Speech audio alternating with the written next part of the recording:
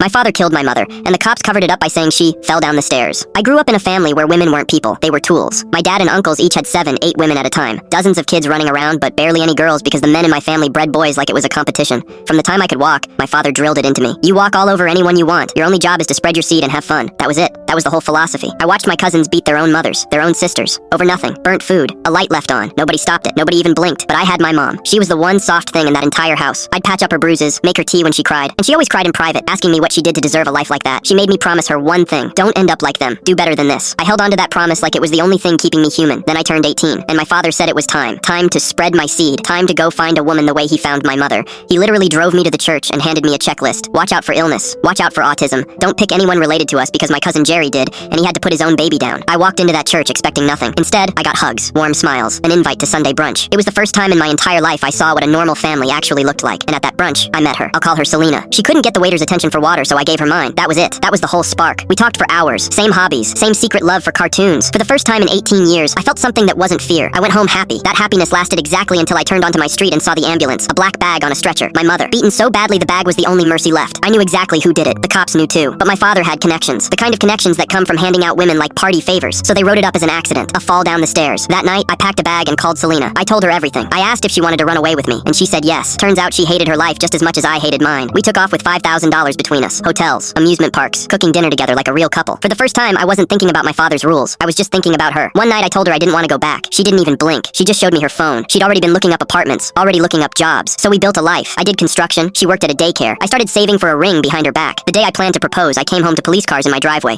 My stomach dropped. I thought it was her. Instead, it was my father in the body bag. He had broken into our home, tried to force himself on Selena, because in his words, I was taking too long to spread my seed. She grabbed a hammer from my toolbox and did what she had to do to survive. The state didn't see it that way. They charged her with manslaughter. 10 years on the table for defending herself against a monster. And then something happened nobody expected. My brothers showed up. Turns out my leaving had cracked something open in all of them. One by one, they'd been escaping too, quietly rebuilding their lives in therapy, just like me. They all testified. They pooled their money for the best lawyer they could find. Selena walked away with house arrest. Nothing more. We got married in my backyard. My brothers, the ones brave enough to leave that house of horrors, stood right there with us. And in a couple months, Selena and I are having a daughter, a girl, born into the one family in our bloodline that finally broke the cycle.